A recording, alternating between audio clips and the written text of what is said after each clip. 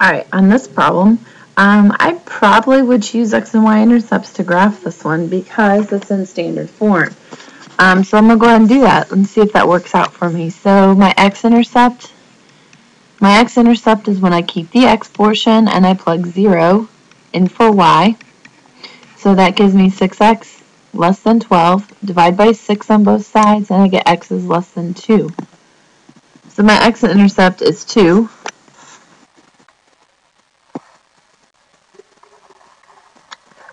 And my y-intercept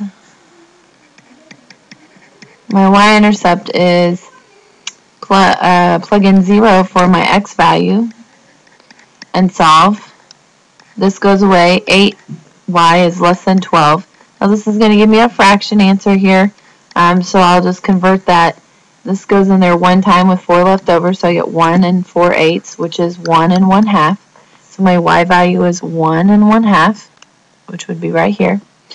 I'd be using a dotted line because it says less than.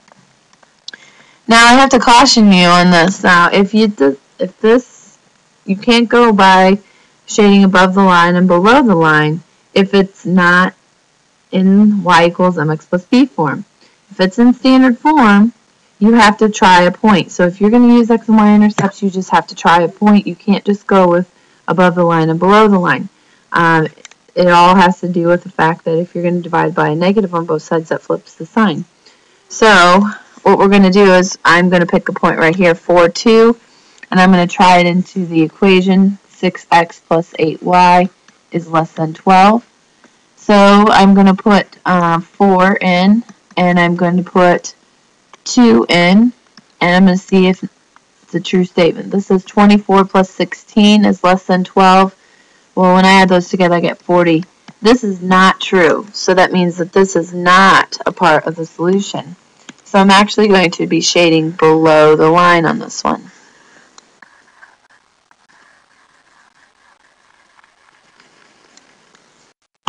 If you want to just pick that you're going to shade above or below the line, then you always have to put it in y equals mx plus b form.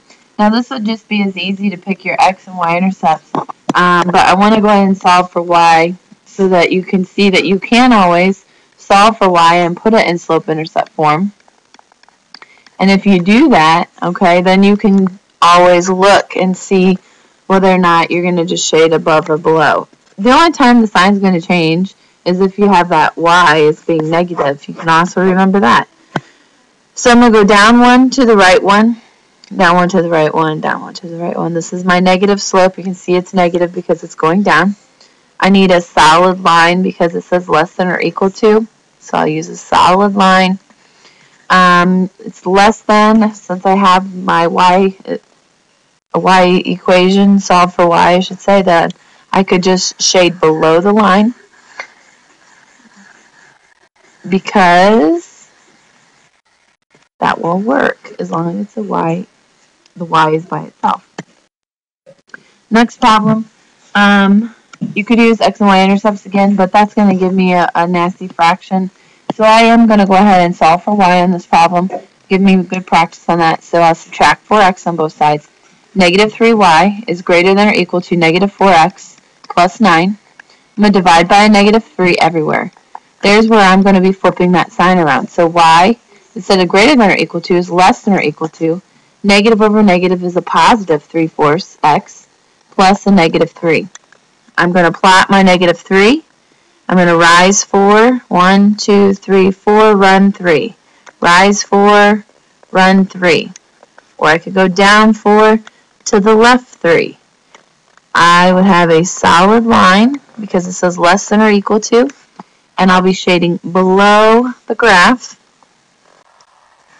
because the y is by itself. I can just look at how I would be shading, and this is below the line.